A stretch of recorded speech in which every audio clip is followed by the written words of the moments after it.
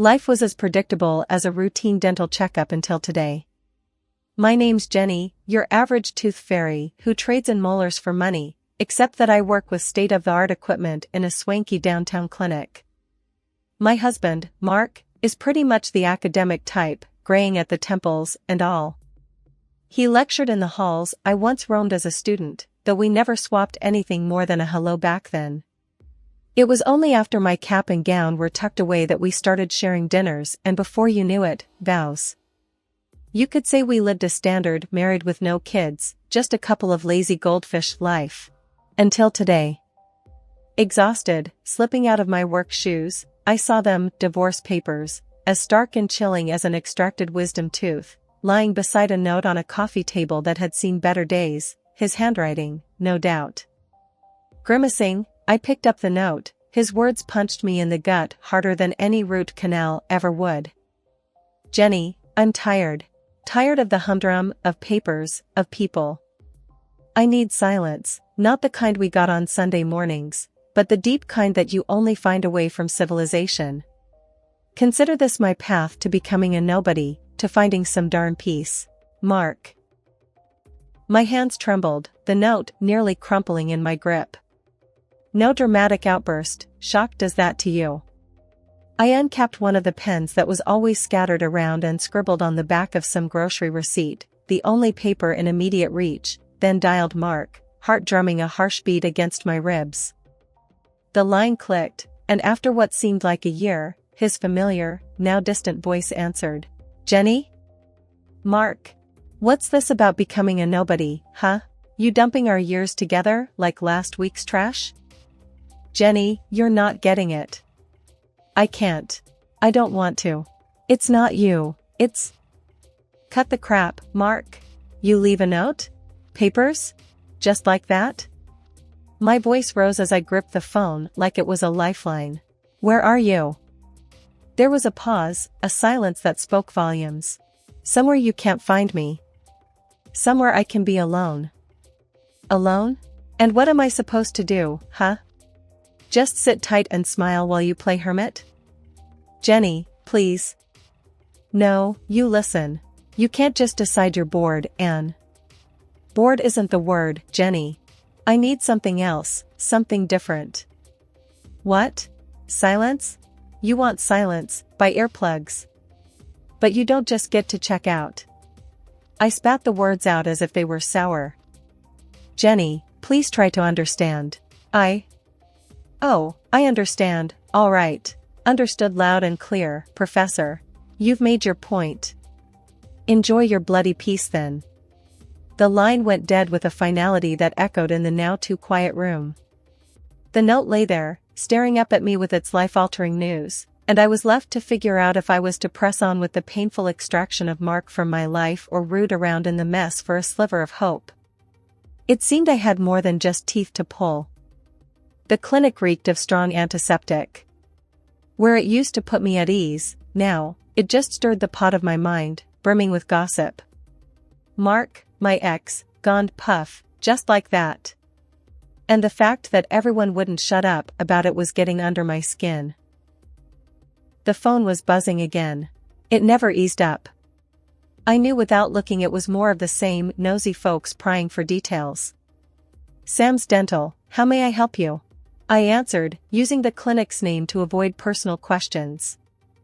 Hey, it's Lizzie from math department. We heard about Mark. You holding up okay? I sighed.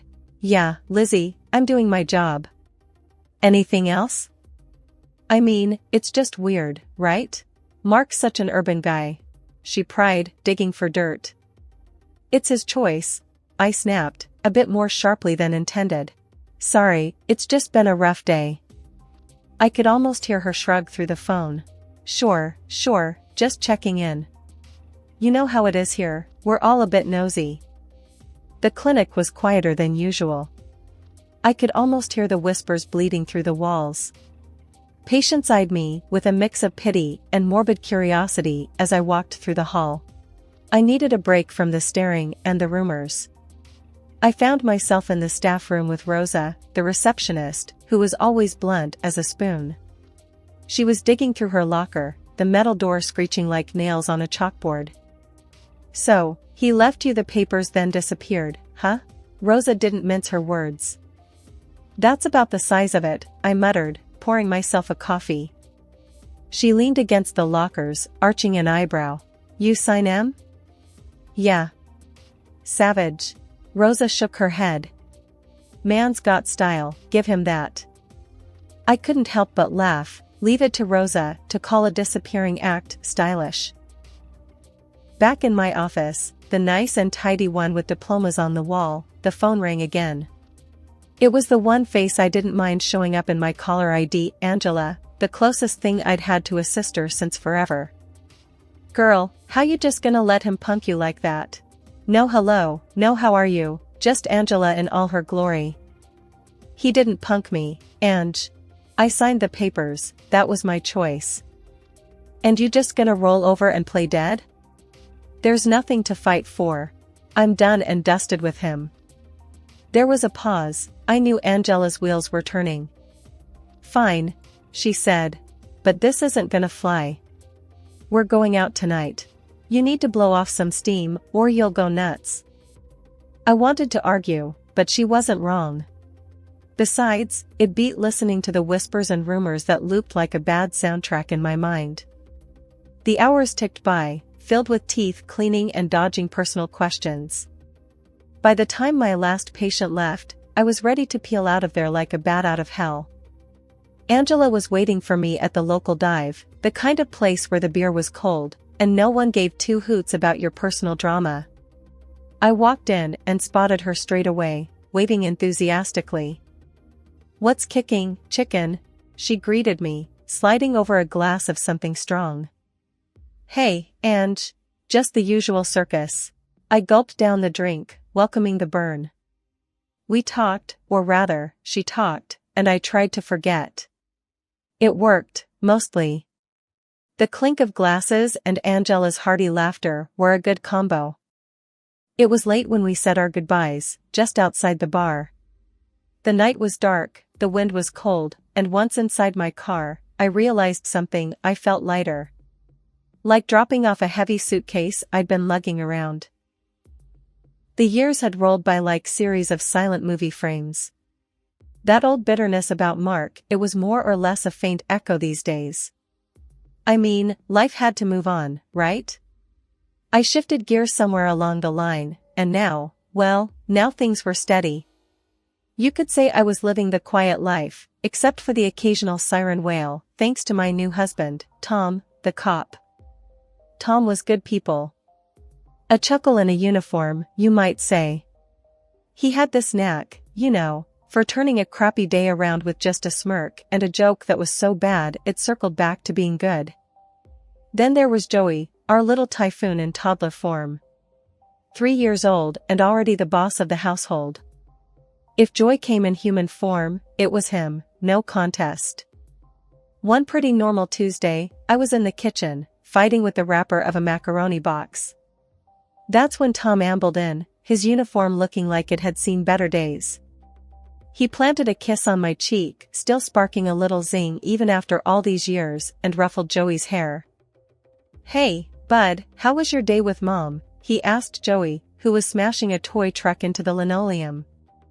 Joey's answer was a happy shriek and more enthusiastic truck smashing.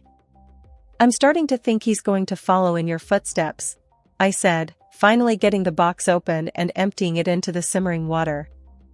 Tom's beeper suddenly blared, ruining the moment. He checked it and grimaced. Looks like the station needs me. Some brawl at the bar downtown. Geez, Tom. Stay safe, will you? Always, he said, standing up, but with Joey still clinging to him. He handed our son back to me. Gotta run. I'll try not to wake you too when I come back. After he left, it was just Joey and me and the hum of the refrigerator. Joey babbled something about Dada, and I couldn't help but feel a twang in my chest. Sure, I had Tom and Joey, a solid job, a roof over my head. But sometimes, when Tom's cruiser pulled out of the driveway, or when Joey's laughter filled a room, I'd remember I once had a different life, a different partner in the dance. Come on, champ, I told Joey. Let's tackle that mountain of blocks like we're the king and queen of the castle. And as I built flimsy towers for Joey to knock over, laughing all the while, I realized I'd turned over more than just a new leaf. I'd started a whole new chapter. And you know what? It looked pretty damn good from where I was sitting. As the flat screen on the wall spat out images with quiet contempt, there was Mark, my ex, hunched over on a patch of green. The grass was probably crumpled under him, matching his wrinkled linen shirt. I hadn't seen him in years, not since he traded our life for silence and dirt paths. Those journalists were eyeing him like he was a prize pig at the fair, each waiting for their turn. Mark fiddled with strands of his wild beard as he leaned into the microphone. His voice, still with that calm know-it-all tone, itched in my ears. Yeah, that's right, he was saying. I had to leave because of her. She's got this heart, steeled over, you know? Cold. And cheating? She was a regular at that game. Took my piece, she did. That's why you find me here, away from all that mess. The air in the dental clinic was colder than usual, or maybe it was just my mood darkening everything around me since that darned news report aired. I slammed my locker shut, trying to shove away the clutter of whispers and side glances that had infested the office like bad breath. It wasn't just the sterile smell of mint and disinfectant lingering, it was the stench of gossip. Thanks to my ex, Mark, I was the new plaque everyone wanted to scrape off. Hey, you done early? Gina, one of the hygienists, leaned against the door frame, balancing a stack of patient folders. Her tone was casual, but her eyes were skirting around mine, wary. Too wary. Yeah, I grunted, collecting my stuff. Need to clear my head. This place is looking kinda stuffy. She snorted, a crude sound that was music to my irritated ears. Looks the same to me. Though, you could cut the tension with dental floss. I offered a half smile, but didn't meet her eyes. Maybe some people got cavities in their personalities, I replied, voice tight. As I walked out, I couldn't shake off the prying eyes. Reaching my car, I spotted Tom waiting for me, arms crossed, leant on the hood. His usual sunny exterior was clouded over. How's it going, Jenny? He asked as I approached, trying to light up the dimming day. Like a root canal gone wrong, I replied, my keys jingled with a shake of my hand. Tom pushed himself off the car. You know what I think? Screw him. He's talking crap. That's one word for it, I said, opening the car door. Tom detoured it, his stance stubborn. We shouldn't let this nonsense get between us. You've got me, Joey, and Angela. It's their problem if they believe that liar. The sincerity in his voice was a soothing balm, but I was too riled up to take it in fully. Sure, but try telling that to the Hyena Club in there. He grabbed my hand, his grip firm. Listen, let's grab Joey, hit the pizza place, and just chill. All right? I took a breath, absorbing the offer. You always know how to patch things up, cop hubby, I said with a tired smile. And don't forget it. He flashed a grin, the kind that could make a dentist proud. But before we could continue, a call cut through our bubble. Mommy. Joey came sprinting across the parking lot, his babysitter trailing behind. The little guy wrapped around my legs, a toddler tornado. Hey champ, I said, lifting him up. You ready for some pizza? Pizza, pizza, Joey chanted, any worry about the day's drama lost in his innocent cheer. I glanced back at the clinic once Joey and Tom were settled in the car, a cold laugh escaping me. To hell with them. Let's go have some real family time. Tom revved the engine, a mischievous spark lighting his eyes. No looking back, babe, that's the rule. Got it, boss? I said, and as we drove off, Joey's giggles, the only sound I cared about, I felt the heaviness shed bit by bit. It was just another crappy chapter in the novel of life, one that I'd darn well write myself. No ex-husband was going to taint my reflection, not anymore. I was still reeling from another day's work when she cornered me. Jasmine, the new intern, was kind of edgy since the day she stumbled in, but today, she was all jittery.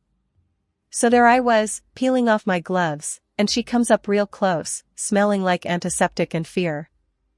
"Doc, I gotta talk to you," Jasmine said, her voice as shaky as a beaten-up washing machine.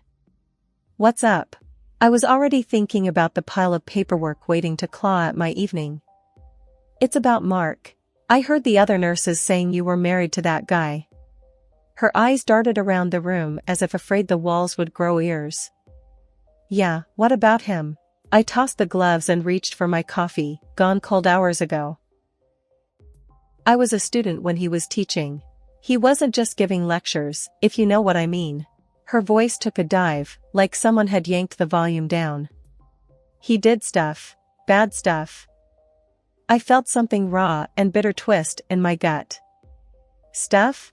I asked, hoping for some vague rumor I could dismiss. He was handsy, you know, with me. And with others. We were just a bunch of scared kids, and he liked that power." Jasmine spat the words out like they were poison. My grip on the mug tightened. "Why are you telling me this now?" "Because I saw him on TV, acting all holy and repentant. I couldn't stomach it. I threatened to expose him, and then he vanished." "That coward," I hissed. The mug in my hand cracked, coffee seeping through the spiderweb crevices to drip onto the floor. "He told everyone he left 'cause of you and some grand spiritual quest. But that's bull. He fled 'cause I had proof of what he did. The texts, the creepy late-night calls." "That's a big claim, Jasmine," I managed to say, my throat dry as sawdust. "You got any of that proof on you?" "Yep," she said, a grim satisfaction in her tone. She hauled out her phone, a cheap thing with a cracked screen, and flicked through messages until she shoved it under my nose. There it was, in black and white. A whole sordid history laid out in texts and emails. I read, every word a punch in the gut. When I was done, I looked up. "I'm sorry, for what it's worth. Thank you for coming forward." "We gonna do something about it?" she asked, tough as nails now. "Absolutely," I said, feeling a flame of anger kindling inside me. And as we plotted revenge on the man I once called a husband, the man who had fooled us all, I felt a grim kind of satisfaction. This was going to be messy, but hell, it was about time some dirt got cleaned up around here.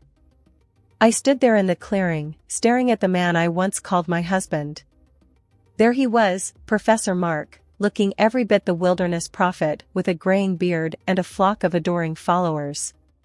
His eyes flashed over me, a brief flash of recognition before his face settled into that infuriating calm. "Jenny? What the hell are you doing here?" His voice had that familiar sharp edge. "Just wanted a chat, Mark. A cozy catch-up between exes. Never thought I'd find you playing guru," I said, squinting at the half-naked followers prancing around. He crossed his arms, a smirk playing on his lips. "To what do I owe the pleasure?" I cut to the chase. "That trash talk on TV, really, Mark? Cruel and unfaithful. You sure have a way with fiction." He shrugged, the same old nonchalant shrug that drove me up the wall. "Needed a story, didn't I? Playing the victim pays the bills." I couldn't help but laugh, bitter and sharp. "And here I thought you ran off to find inner peace." His audience looked on, starving for some drama. He was unfazed. "Gotta give the people what they want." "Yeah, but at my expense?" I felt that familiar anger bubbling. "And there's another thing, about Jasmine." His face lost color for a second, but then he barked out a laugh. "Jasmine? That kid had nothing on me." His nerve was something else. Without breaking eye contact, I slid out my phone. Actually, she did. He squinted at the screen as I flicked through the messages Jasmine had sent me. Threats, creepy come-ons, the whole 9 yards. Mark tried to grab the phone out of my hands, but then Tom appeared next to me. The message of protection couldn't have been clearer if he was wearing a flashing sign. It made me feel safe and furious all at once that I needed it. "Look, everyone," Mark's voice broke through the silence, all smooth and soothing like one of those late-night radio hosts. "This is all a big misunderstanding, alright? My ex here, she's got it in for me, that's all this is." I could feel my jaw clench at his words, but I kept my cool. I wasn't about to let him get to me. Not this time. Tom's voice, gravel mixed with thunder, growled next to me. "Cut the crap, Mark. We all know what you did. And it's all coming out today." Mark's followers looked from him to me and back again, like they were watching a tennis match. Just then, the wail of the sirens cut through Mark's phony serenity like a chainsaw through butter. His face drained of color, which on him, looked almost impressive. "Please," Mark was kneeling now, the guru luster gone, replaced by sweaty desperation. "You can't do this. Think of my reputation." Tom snorted, stepping closer to Mark so that the kneeling man had to crane his neck just to keep eye contact. "Reputation? What about the lies about Jenny? What about all those messages, huh? What about Jasmine's story, you think that doesn't count for nothing? The game's up, buddy."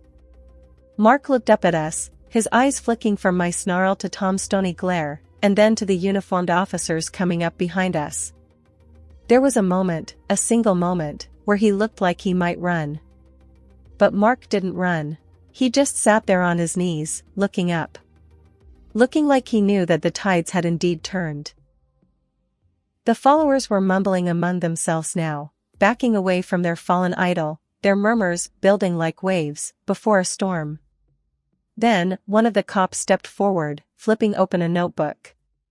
"Are you Professor Mark Thompson?" he asked, his tone neutral. Mark just nodded, his voice squeaking like a rusty hinge. "Yes, sir." The officer glanced at me, then at Tom. "We're going to need to take him in," he said, as if asking for permission. Tom just gave a short nod, and I felt my heart kick up a notch. This was it. Mark shot one last desperate look at his disciples. "I'm being set up," he yelled, hoping for sympathy, salvation. But seeing the truth staring back at him from the scattered glances of the crowd was the nail in the coffin of any sympathy he hoped for.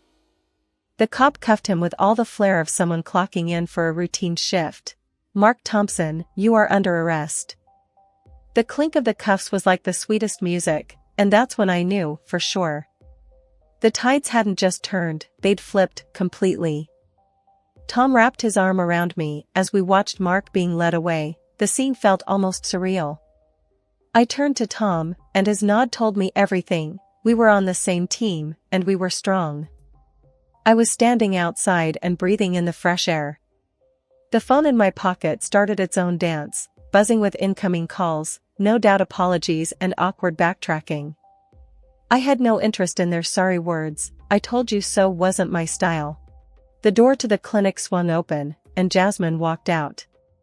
"Hey, Doc," she said, with a grin that seemed out of place, but right for someone who'd just shrugged off a weight they'd been dragging around. "Is it true? They got him?" "Yep," I said, feeling a sharp sense of satisfaction at her smile. "It's true." "Good.